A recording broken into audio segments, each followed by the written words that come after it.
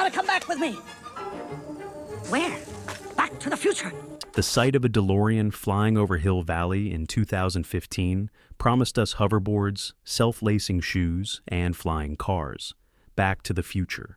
Part 2 hit theaters on November 22, 1989, and proved that Robert Zemeckis could make a sequel more ambitious than the original by filming 3 different time periods simultaneously, while convincing everyone the future would have fax machines in every room. Zemeckis directed the most technically complex sequel of the 1980s, sending Marty McFly through 2015, 1985, and 1955, all in the same film. Michael J. Fox played multiple versions of Marty, plus his own kids, and were so many costume changes he needed a chart to track who he was. Christopher Lloyd was Doc Brown across 4 different decades with 4 different hairstyles. And Thomas F. Wilson played Biff in his 70s, 40s, and teens, spending more time in makeup chairs than actual filming. The film cost $40 million, double the original's budget, and earned $332 million worldwide, while making everyone demand real hoverboards that would never work on water. It spawned Part 3, launched a theme park ride, and created the most inaccurate vision of 2015 in cinema history. But behind every impossible special effect and time paradox was chaos. An actor whose own family couldn't recognize him in makeup, fans stealing DeLorean parts from the set daily, and production decisions so insane that they filmed 2 sequels back-to-back without knowing if audiences would want either one. Now, before we dive in, make sure to hit that like button and subscribe because it really helps the channel grow. Let's investigate 15 wild facts about Back to the Future. Part 2, starting with number 15. Number 15, Crispin Glover refused to return. So they put another actor's face on George McFly. Crispin Glover played George McFly in the original Back to the Future, but refused to appear in Part 2 over salary disputes and creative differences with the script. Rather than write George out of the story, Zemeckis and producer Bob Gale made the legally questionable decision to fake Glover's presence using another actor. Jeffrey Weissman was hired to play George McFly, wearing prosthetic makeup designed to look like Crispin Glover. They also used footage from the original film, manipulating Glover's likeness without his permission or compensation. Glover sued the production for using his likeness without consent. The lawsuit became a landmark case in actors' rights, establishing legal precedent that actors own their own likeness and studios cannot simply recreate performers using other actors and makeup. Glover won the case and received a settlement.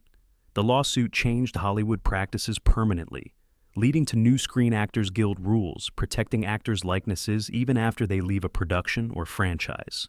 The irony is that Glover's absence and subsequent lawsuit created more publicity for Part 2 than his actual appearance would have generated.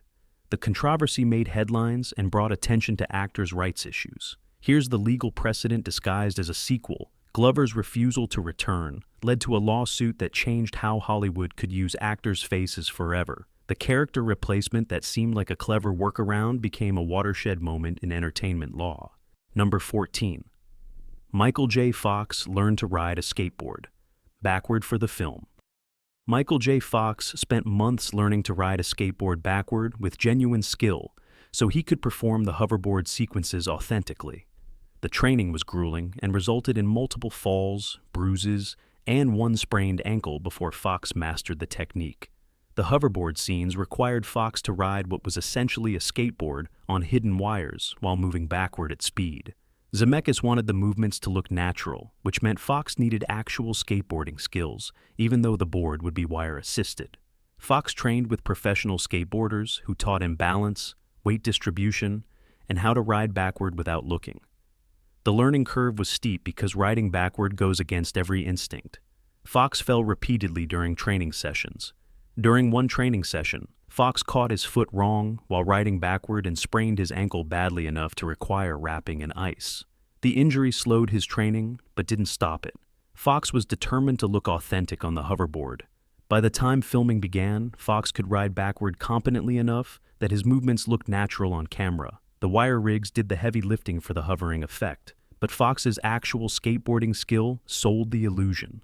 Stunt coordinators praised Fox's dedication to learning a skill that most actors would have delegated entirely to stunt doubles. Fox's commitment to authenticity meant he performed more of his own hoverboard work than originally planned. Here's the preparation dedication. Fox learned to skateboard backward and sprained his ankle doing it just to look natural on a prop. The skill required months of painful practice. Number 13. Fans kept stealing. Parts from the Delorean in production had security guards. The Delorean became such an iconic prop that fans and crew members kept stealing parts from it as souvenirs. Production had to hire security guards to watch the car 24/7 and still lost multiple pieces to theft throughout filming. The Delorean was parked on the Universal lot between filming days, and word spread among studio employees and tour groups that the actual time machine car was accessible. People started taking small parts as mementos. Initially, production noticed missing trim pieces, flux capacitor components, and dashboard elements. The thefts seemed minor until larger pieces started disappearing, including the entire passenger side mirror and sections of the car's iconic rear vents. Universal assigned security guards to watch the DeLorean around the clock. Even with guards present, determined thieves found ways to grab pieces when guards weren't looking or during shift changes. The car required constant repairs to replace stolen parts. The production team began storing the DeLorean in a locked soundstage when not filming, but this created logistical problems for quick access during shooting days. The theft problem persisted throughout the entire production. By the end of filming, the DeLorean was essentially a rebuild using replacement parts. Very few original components from the start of production remained on the car by the final day. Number 12, the flying DeLorean crane, was so loud neighbors called police constantly. The flying DeLorean effects required massive crane rigs that made so much noise during filming that neighbors surrounding the Universal lot called police to complain about the racket. Production received noise violation warnings and had to adjust filming schedules. The crane systems used to suspend and move the DeLorean were industrial-grade equipment with loud hydraulic motors. When operating at full capacity to move the car through complex flight patterns, the cranes generated noise levels equivalent to construction equipment.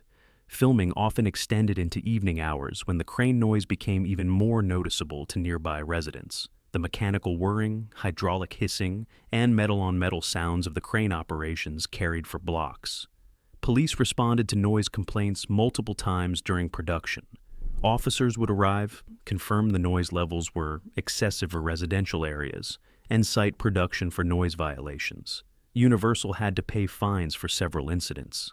Production tried to mitigate the problem by limiting crane operation hours and adding sound dampening equipment, but the cranes were too large and powerful to truly quiet. The fundamental noise was unavoidable when moving a car through the air. The solution was to concentrate crane-intensive flying sequences into daytime hours when noise ordinances were more lenient. This created scheduling conflicts, but reduced complaints. Number 11. They filmed parts 2 and 3 simultaneously and had no idea if audiences would want either. Universal made the unprecedented decision to film Back to the Future. Part 2 and Part 3 back-to-back as one enormous production before Part 2 was released or tested with audiences. They committed over $80 million to 2 sequels without knowing if anyone wanted one sequel. The decision was financially and creatively risky. If Part 2 flopped, Universal would still be obligated to release Part 3. The studio was betting that audiences would want not just one, but 2 more Back to the Future films. The simultaneous production created logistical nightmares. Cast and crew had to track which film they were working on, sometimes filming scenes for both films in the same day. Costume changes, set changes, and continuity tracking became exponentially more complex. Michael J. Fox and Christopher Lloyd essentially lived on set for nearly a year, working 6-day weeks filming both sequels consecutively. The extended production exhausted everyone involved. By the end, cast and crew were desperate for the shoot to end. The gamble paid off when Part 2 became a hit, validating Universal's decision to pre-produce Part 3. But during production, nobody knew if they were creating 2 successful sequels or 2 expensive failures. Here's the blind commitment. Universal bet $80 million on audiences wanting 2 sequels before testing whether they wanted one. The confidence looked brilliant in hindsight, but was genuinely reckless at the time. Number 10, Zemeckis banned all script changes because continuity was too complex. Robert Zemeckis implemented an absolute ban on script changes, improvisation, and ad-libs during Part 2 production because the continuity requirements across 3 time periods were so complex that any deviation would create impossible continuity problems. Actors had to perform the script exactly as written. Part 2 required matching footage from the original film, while simultaneously filming scenes that would need to match Part 3 footage not yet shot. The continuity puzzle was so intricate that the script had to be followed precisely, or the entire structure would collapse. Actors who were accustomed to improvising or tweaking dialogue for natural delivery were told flatly that every line had to be performed exactly as written.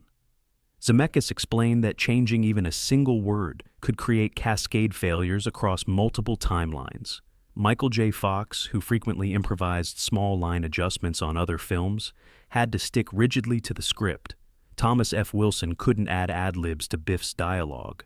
Christopher Lloyd's tendency to embellish Doc's speeches was forbidden. The restriction frustrated actors who felt it made performances feel stiff and overly rehearsed.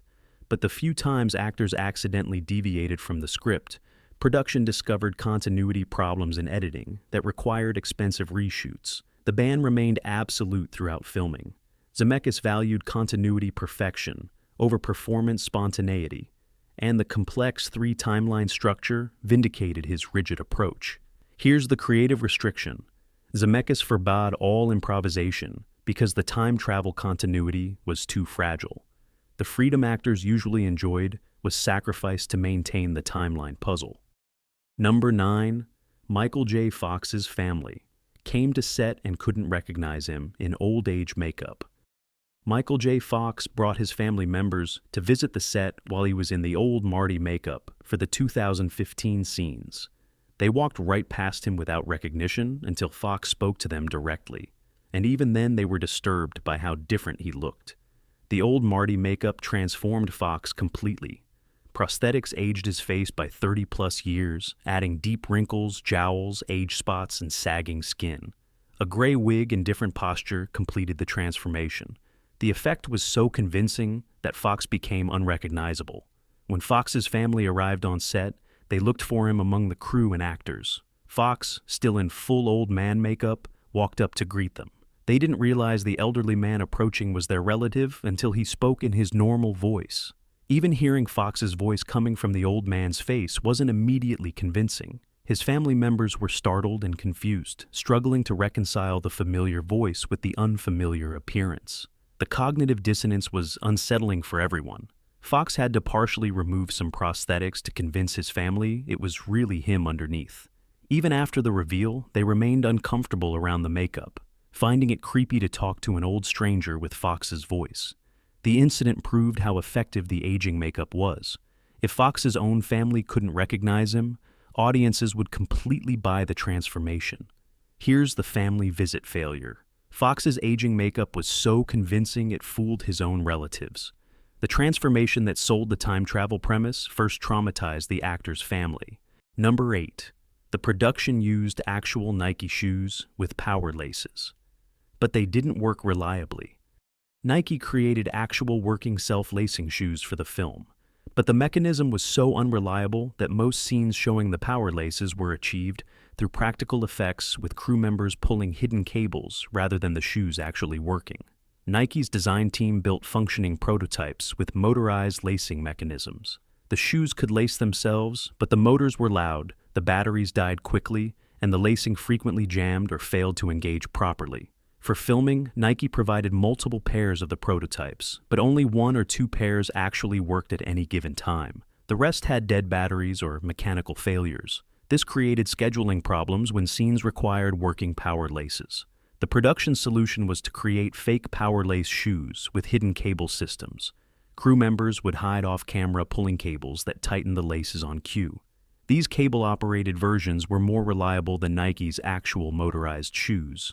Most of the power lace shots in the final film are the cable-operated fakes rather than Nike's real self-lacing mechanisms. The technology looked futuristic, but was too primitive to work reliably for movie production. Nike didn't release actual self-lacing shoes to the public until 2016, nearly 30 years after the film. The 1989 prototypes were impressive but impractical. Number 7. The film predicted Trump-like Biff and used Trump as direct design inspiration. When creating the alternate 1985, where Biff is a wealthy casino mogul, the production designers specifically used Donald Trump as their reference for how a corrupt, wealthy bully would present himself. Bob Gale has confirmed Trump was the direct inspiration for wealthy Biff's entire persona. Gale has stated in multiple interviews that Trump was the template for alternate timeline Biff. The character's obsession with putting his name on buildings, his gaudy aesthetic preferences, his corrupt business practices, and his aggressive personality all deliberately mirrored Trump's 1980s public image. The production designers visited Trump Tower and used its aesthetic as reference for Biff's casino. The gold fixtures, the ostentatious decor, the overwhelming narcissism of the building design all came from studying Trump's architectural choices. Thomas F. Wilson studied Trump's speaking patterns and mannerisms to inform his performance as wealthy Biff. The character's aggressive bragging and transparent lying were based on Trump's media appearances and business reputation. When Trump became president in 2016, Gale and Zemeckis publicly discussed the uncomfortable parallel between their fictional corrupt timeline and reality. What they'd created as an exaggerated cautionary tale had seemingly manifested in actual American politics. Number 6. Elizabeth Shue replaced Claudia Wells and had to recreate scenes from the first film's ending. Elizabeth Shue replaced Claudia Wells as Jennifer Parker for the sequels and had to reshoot scenes from the original film's cliffhanger ending.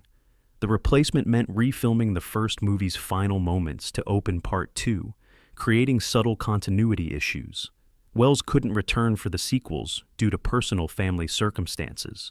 Shue was cast as her replacement and immediately faced the challenge of matching footage from the first film that needed to be recreated. Zemeckis decided to reshoot the ending of the first film with Shue to open Part 2. This meant recreating the same blocking, camera angles, and performances with a different actress years after the original filming. The reshot scenes don't match perfectly. Shue's vocal patterns, mannerisms, and physical movements differ from Wells'. Eagle-eyed fans noticed the discontinuity immediately, but most audiences accepted the replacement without question. Shue has said, "The pressure of opening the film by recreating another actress's performance was intense.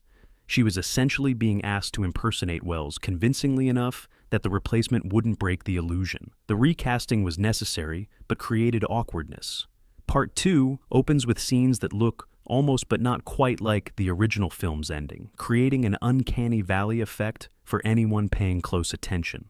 Here's the replacement challenge. Shue had to start her performance by recreating someone else's work. The impossible task of matching Wells created visible discontinuity. Number 5. Thomas F. Wilson did the manure gag over 30 times across multiple days. The iconic scene where Biff crashes into a manure truck happened multiple times across the trilogy, and Thomas F. Wilson had to film variations of the manure crash over 30 times during Part 2 production alone. The gag required days of filming with Wilson, repeatedly covered in fake manure. Part 2 revisits the 1955 timeline and shows variations of the manure crash from new angles and perspectives. Each variation required Wilson to be covered in the fake manure mixture, perform the crash, then get cleaned up for the next take. The fake manure was a mixture of peat moss, oatmeal, water, and other organic materials designed to look and smell convincingly like the real thing. It was cold, heavy, and uncomfortable. Getting covered in it once would be unpleasant. Wilson did it over 30 times. Each manure crash required extensive setup. The truck had to be loaded with the mixture, Wilson had to be positioned precisely, and the crash had to be timed perfectly. When takes didn't work, everything had to be reset and Wilson had to get covered again. Between takes, Wilson would shower off the manure mixture and prepare for the next attempt. The process of filming, cleaning up, and resetting meant Wilson spent several full days dedicated just to manure crash variations. Wilson later joked that he'd been covered in fake manure more than any actor in Hollywood history. The running gag that defined Biff's character became Wilson's most physically unpleasant recurring work. Here's the repetitive misery. Wilson spent days being repeatedly covered in cold fake manure for one recurring joke. The gag that audiences loved meant genuine suffering for the actor. Number 4. Mattel. Executives wanted. Hoverboards featured prominently to sell toys. Mattel executives saw early drafts of the Part 2 script and lobbied heavily for hoverboards to feature prominently in the film because they wanted to manufacture and sell toy versions. The toy company influenced the film's plot to maximize merchandising potential. Mattel was already producing Back to the Future toys and saw hoverboards as the next major product line. They worked with Zemeckis during pre-production, providing feedback on hoverboard designs that would translate well to toys. The hoverboard chase sequence was extended and made more central to the plot, partly due to Mattel's merchandising interests. The scene was originally shorter, but Mattel's enthusiasm convinced the filmmakers to expand it. After the film's release, Mattel sold millions of toy hoverboards that were essentially skateboards without wheels. Kids were disappointed they didn't actually hover, but the toys sold well anyway based on the film's popularity. The hoverboard marketing created persistent urban legends that real hovering technology existed, but was being suppressed. Some people genuinely believed working hoverboards were real and being hidden from the public by the government or corporations. Mattel's influence on the film was typical of 1980s blockbuster filmmaking, where merchandising considerations shaped creative decisions. The hoverboard chase was exciting cinema and calculated product placement simultaneously. Here's the corporate synergy. Mattel pushed for more hoverboards in the film to sell more toys. And it worked. The product placement generated hundreds of millions in merchandise sales. Number 3. The stunt team created the hoverboard sound effects by recording skateboard tricks. The iconic hoverboard sound effects weren't synthesized electronically, but were created by sound designer Charles L. Campbell, recording actual skateboard tricks and manipulating the audio. The whoosh sounds are real skateboard wheels processed to sound futuristic. Campbell and his team went to skate parks and recorded professional skateboarders performing tricks. They captured the sounds of wheels on concrete, boards sliding on rails, and the whoosh of boards cutting through air. In the studio, Campbell manipulated these skateboard recordings using pitch shifting, reverb, and other audio processing to make them sound more futuristic and less like traditional skateboards. The core sounds remained organic skateboard audio. The approach gave hoverboards an authentic physicality. Because the sounds were based on real skateboarding, they felt grounded and believable despite representing impossible technology. The audio sold the illusion of hoverboards as plausible. Campbell's team also recorded various motors, fans, and mechanical sounds that were layered underneath the skateboard effects to add the impression of hovering technology. The final hoverboard sound was a complex mix of real skating and mechanical hum. The sound design won praise for making imaginary technology sound real. Campbell's decision to base futuristic hoverboards on actual skateboard recordings was creatively brilliant and technically effective. Here's the sound design secret. The futuristic hoverboards sounded real because they were based on real skateboards. The impossible technology was grounded in actual physics through clever audio manipulation. Number 2. Christopher Lloyd. Wore 7 different wigs and spent hours daily in makeup. Christopher Lloyd required different wigs, costumes, and makeup applications for Doc Brown across multiple time periods and ages. The constant changes meant Lloyd spent more time in makeup chairs than any other cast member, sometimes up to 4 hours daily. Doc Brown appears in 2015, alternate 1985, 1985, A, 1955, and has different looks in each timeline. Lloyd needed different wigs for each version, white hair for older Doc, darker hair for younger Doc, and various styled versions in between. The logistics of Lloyd's transformations were complex. A typical shooting day might require Lloyd to play multiple versions of Doc, necessitating complete makeup and wig changes between scenes. This ate up enormous amounts of production time. Lloyd would often arrive at 4 a.m. for makeup application, to be ready for 8 a.m. filming. The transformations were so time-consuming that production scheduled Lloyd's shooting days carefully to minimize changes. The most elaborate was Old Doc in 2015, which required not just a wig, but aging makeup, liver spots, and facial prosthetics. This version took the longest to apply and was the most uncomfortable to wear. Lloyd has joked in interviews that he spent more of the production looking in mirrors than at other actors. The constant wig and makeup changes meant extensive preparation before every scene. Here's the transformation marathon. Lloyd played one character across so many time periods that he needed 7 different wigs. The continuity requirements turned Doc Brown into a makeup endurance test. Number 1. The film's 2015 predictions were spectacularly wrong about almost everything. Back to the Future. Part 2's vision of 2015 included flying cars, hoverboards, fax machines in every room, and newspapers still being the primary news source. When 2015 actually arrived, the film's predictions became a cultural joke about how wrong futurists can be. Zemeckis and Gale consulted with technology experts and futurists when designing 2015. The experts predicted fax technology would dominate, that newspapers would remain essential, and that video calling would be rare and expensive. They completely missed the internet revolution, smartphones, and social media. The film shows 2015 with advanced robotics, holographic entertainment, and flying cars, but people still use telephone booths and paper newspapers. The mix of advanced and outdated technology creates an alternate timeline, 2015, rather than the actual future. When October 21st, 2015 actually arrived, media outlets worldwide published comparison articles showing how wrong Part 2's predictions were.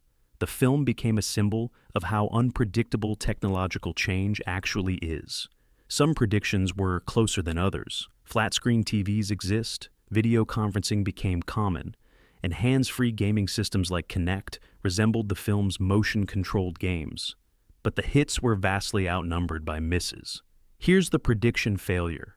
Experts paid to imagine 2015 created a future that looks nothing like what actually happened. The confident predictions aged worse than the film's special effects. And there you have it. 15 wild, weird facts about the film that promised us hoverboards and gave us loud cranes instead. From Crispin Glover's landmark lawsuit to Fox learning to skateboard backward and spraining his ankle to fans stealing the Delorean piece by piece to neighbors calling police about crane noise to Zemeckis banning all script changes to preserve continuity, Back to the Future. Part 2 was barely controlled chaos disguised as family entertainment. Which fact shocked you most? Drop your answers in the comments below. And if you enjoyed this deep dive into the film that proved sequels could be more ambitious and more chaotic than the originals, smash that like button and subscribe for more behind-the-scenes stories about the movies that defined our childhoods. Until next time, where we're going, we don't need roads.